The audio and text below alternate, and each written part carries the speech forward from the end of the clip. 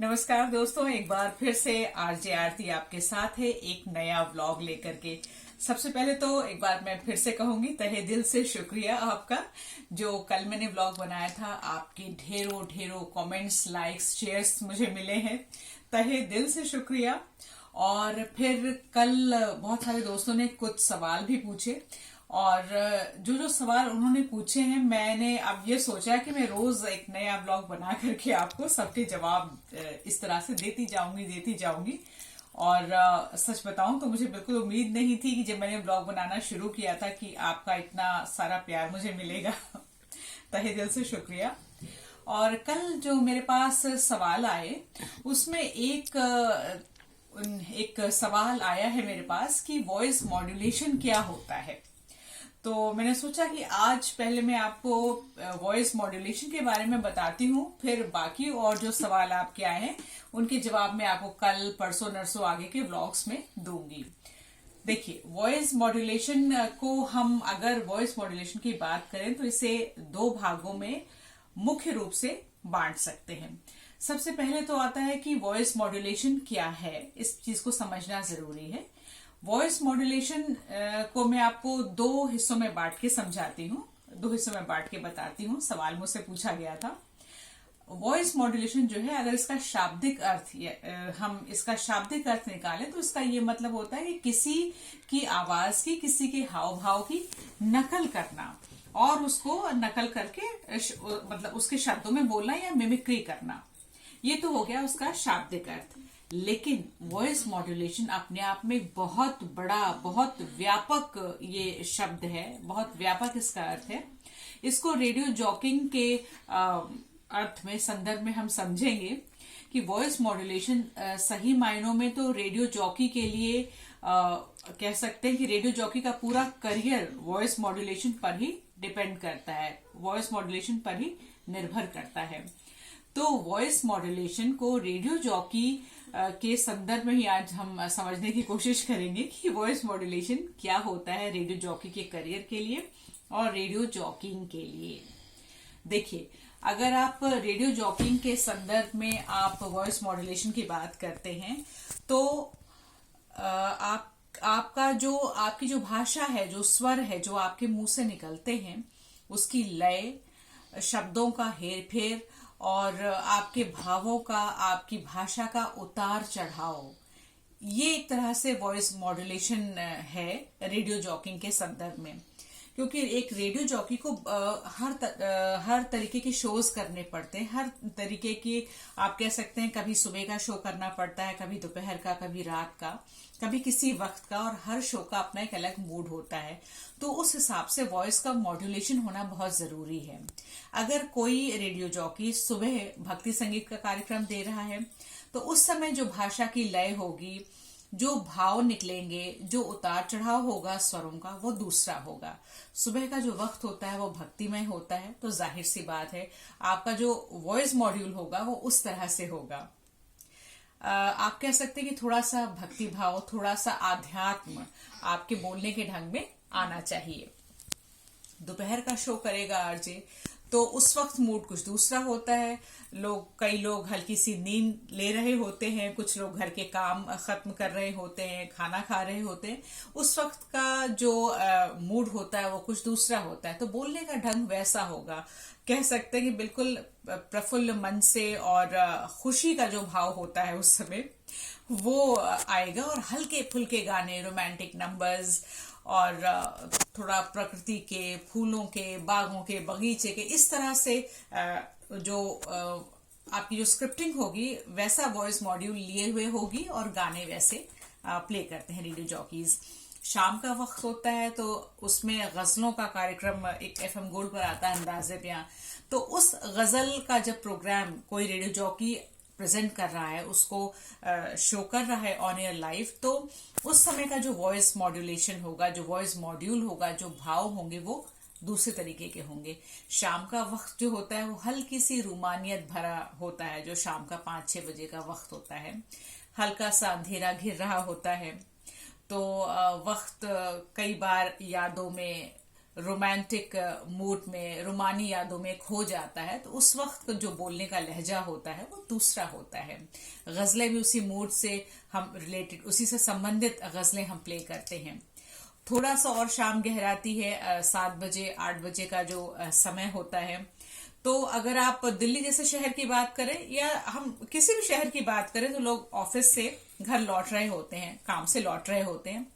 तो अब दिन भर का थका हारा इंसान, कई बार ऐसा होता है कि आप बहुत थके हैं, जाहिर सी बात है कि इंसान घर जाएगा, खाना खाएगा, सोएगा, तो उस वक्त जो लौटने का मूड होता है, ये लगता है कि हाँ कुछ थोड़ा जोश भरा, कुछ ताजगी भरा, कुछ ऐसा सुन ले कि थोड़ा सा मन खुश हो जाए, दिन भर के जो आप ऑफिस की जो थकन होती है वो थोड़ी सी कम हो जाए।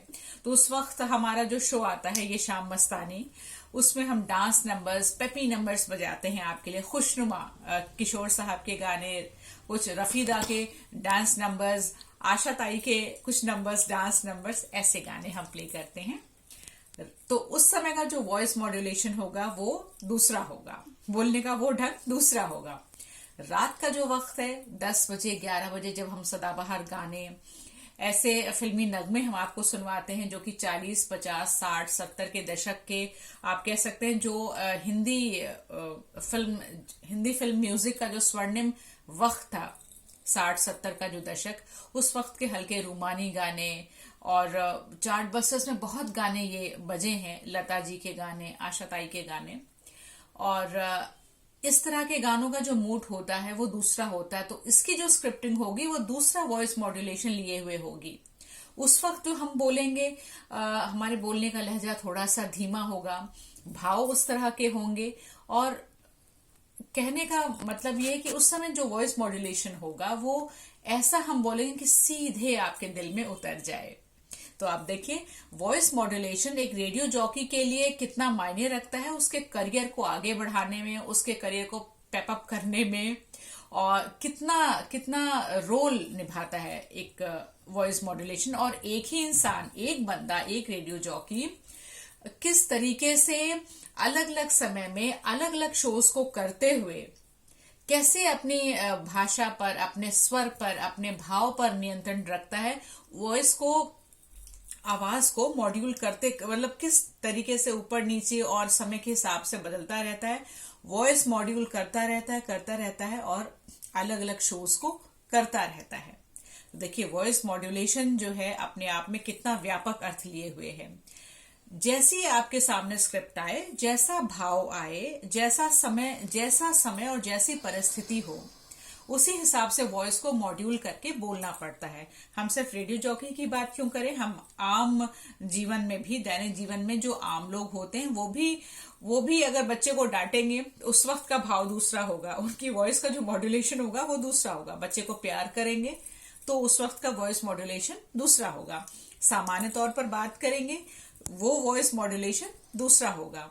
भाव जो होते हैं वो आपकी बात के हिसाब से आपके भाव बदलते रहते हैं, और सही मायनों में इसको देखा जाए तो वॉइस मॉड्यूलेशन तो हम सभी करते हैं। अपने घर में आप देख लीजिए, सुबह के समय अगर हम भगवान का ध्यान करेंगे तो हम वैसे भाव हमारे मुंह से बाहर निकलेंगे, हम शांत रहेंगे वैसे भाव हमारे मुंह से निकलेंगे, हम क्रोध करेंगे वैसे भाव हमारे मुंह से निकलेंगे। तो वॉइस मॉड्यूलेशन अपने आप में तो हम सभी करते हैं। रेडियो जॉकी के लिए ये होता है कि भाई वो एक शो कर रहा है, लोगों को सुनवा रहा है, तो उस वक्त उसके जो भाव होंगे वो उसी हिसाब से होंगे।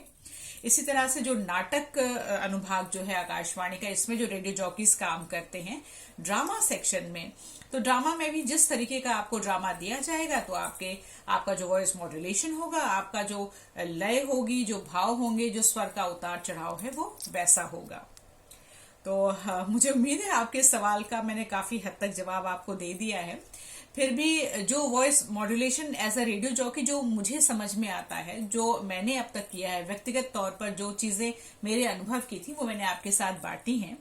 और वॉइस मॉड्यूलेशन के साथ साथ एक और सवाल आज मेरे पास आया था कि कोई हैं जो कि फ्रेशर हैं बिल्कुल और नया स्टार्ट करना चाह रहे हैं, शुरुआत करना चाह रहे हैं। तो मैं यही आपसे कहूंगी कि आपने जो मेरे पिछले व्लॉग्स देखे, मैंने बहुत बड़े विस्तार से आपको बताया है कि ग्रेजुएशन की डिग्री आपकी होनी जरूरी है, और साथ में अगर आपने रेडियो जॉकिंग का कोई कोर्स किया है, मैंने कल के ब्लॉग में आपको बताया था कि कौन कौन से कोर्सेज हैं और कहाँ कहाँ किस इंस्टीट्यूट में वो कराए जाते हैं। तो मेरी सलाह यही कि पहले आप उस कोर्स को कर लीजिए एक बार, उसके बाद आप जो है ये आप साइट पे जो रोजगार समाचार की साइट्स पे जाइए, जो अलग अलग जो प्राइवेट एफएम चैनल्स हैं, आकाशवाणी के चैनल्स हैं, ये जो भी इनकी वैकेंसीज होती हैं देते रहते हैं।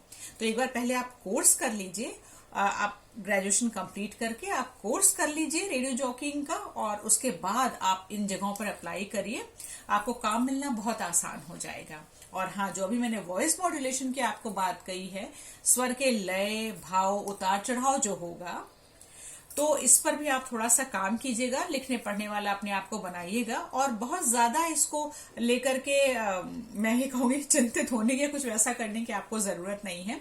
मैंने अभी आपको बोला कि हम दैनिक जीवन में भी हमारी वॉइस मॉड्यूल होती रहती है, तो बिल्कुल सामान्य तौर पर सामान्य लहजे में ही आपको बोलना है।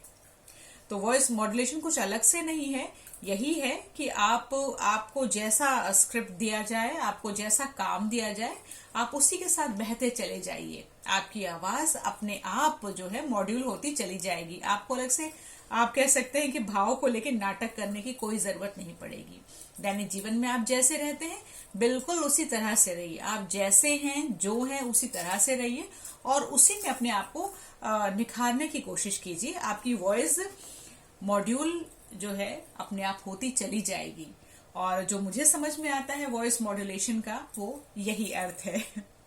चलिए, अगर आपको आज का ये वीडियो, आज की जानकारी अगर आपको पसंद आई हो तो इस वीडियो को लाइक कर दें, अपने दोस्तों के साथ शेयर करें, कमेंट्स करिए, और हाँ, सब्सक्राइब करना बिल्कुल मत भूलिएगा। और एक बार फिर से मैं तहे दिल से शुक्रिया करूंगी कि जिस तरह का रिस्पांस, जिस तरह का प्यार आपका मिल रहा है, मैं सच बताऊं तो मुझे उम्मीद नहीं थी।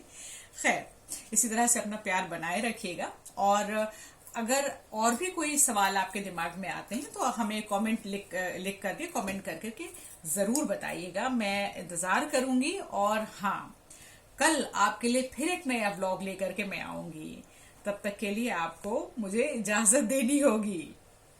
Thank you so much.